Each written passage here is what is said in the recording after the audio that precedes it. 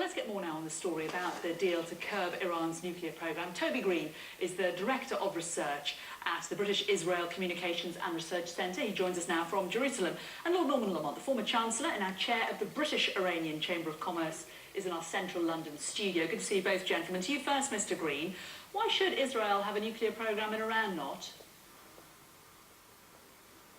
Well, Israel has a policy of nuclear ambiguity which has remained unchanged for over 40 years. So I don't think Israel's really the issue here. It's not the source of instability. Its nuclear program is not the source of instability, nor is it the threat to the non-proliferation regime. What you have in the case of Iran is a country which signed the non-proliferation treaty and then used a supposedly civil nuclear program as cover to build a secret, illegal, underground nuclear weapons program, and then it got caught. It got caught first in 2002 with an underground enrichment facility at Natanz and a secret plutonium reactor which it never told the IAEA anything about. And then it got caught again in 2009 with another secret enrichment facility built underneath a mountain at Fordow by Qom. So really it is Iran that is both a threat to regional security and the non-proliferation regime.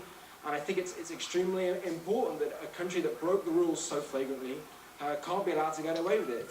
OK, let's bring in Lord Normal now. I think than just... Sorry, let's just bring in Lord Normal. We've heard reservations from Israel there. Given Iran's history, why should we trust them? Why should we trust that they're going to stick to this deal over the next 6 months? Well, the whole point of this deal is to stop Iran using its program to develop nuclear weapons. Iran has made substantial concessions here. It's going to shrink its program. It's going to not enrich above the 5% level. It's going to vastly reduce its stock of more highly enriched uranium, and it is going to submit itself to much more rigorous inspection, daily inspection, of two of the sites that have been most of concern to the West. If you look at the statement made by the White House, it actually meets one of Israel's concerns head-on. It says the worry has been that in any agreement, Iran would buy time and go further with its nuclear program. This deal prevents Iran going any further. It has to shrink its program, and there's going to be this very intrusive inspection as well. I believe that this is in the interest of Israel. And what Mr. Greene, what on earth is his alternative? Is he wanting to bomb Iran? Is he wanting to continue with this tense situation? I think common sense absolutely indicates that this is the right thing to do. Well, let's put that to you. Mr. Greene, what is the alternative? Many would argue that Iran is too important a country to simply lock in a cupboard, that they have to be dealt with head-on. No, there is absolutely no doubt that diplomatic solution is the best way to resolve this issue. And of course, this is just an interim deal, and the real test will be in 6 months' time. I think that the concern here in Israel and among many other states here in the region, unfortunately, is that with this interim deal, Iran has got something for nothing, or at least for very little. All that Iran has been asked to do is push the pause button on its nuclear program. It's not really rolled back anything of any substance. In return, it's got significant sanctions relief.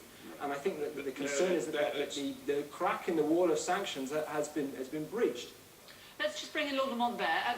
That's a fair point, isn't it? Do you think the West hasn't asked for enough of Iran here, Lord Lamont? No, Iran has made very large concessions, and the main sanctions are remaining in force, the ones that really hurt.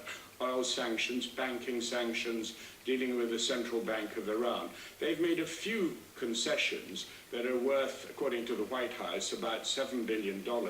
But on the other side, Iran is going to be penalized to the tune of $30 billion by the continuing sanctions. So Iran hasn't got much out of this. It all depends, as Mr. Greene says, what happens in the interim stage. A final solution will be attempted, and it'll be very difficult to get it after 6 months, when people have been able to see whether Iran has kept its word. I think Israel is doing itself enormous harm. I speak as someone who's been a supporter of Israel over the years. They really must get out of this attitude of just saying that the Iranian program must be dismantled completely.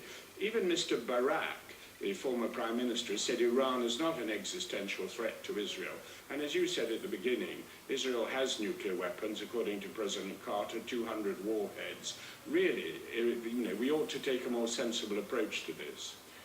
Toby Greene, there are, of course, hardliners in Iran, but there are also moderates, there are also pragmatists. many would argue that we should give those people a chance, and isn't this the opportunity to do that? Well, I think when we're talking about the internal Iranian political position, we should recall that leading moderates who stood for presidential office in 2009 in Iran are today under house arrest. But to respond to Lord Lamont's point, it's true there are a range of opinions here in Israel, and the question of whether Iran is an existential threat and whether that term is helpful is debated here. But nobody here thinks that Israel can tolerate Iran with a nuclear weapon, and that's for very good reason. As of today, Iran poses a very grave threat to the state of Israel and to other states in the region, and most Israelis have the experience of having been under fire from rockets supplied by Iran to non-state actors on Israel's borders, Hamas and Hezbollah. This is how Iran behaves today without a nuclear weapon. We can only imagine how Iran might behave in the future with a nuclear weapon.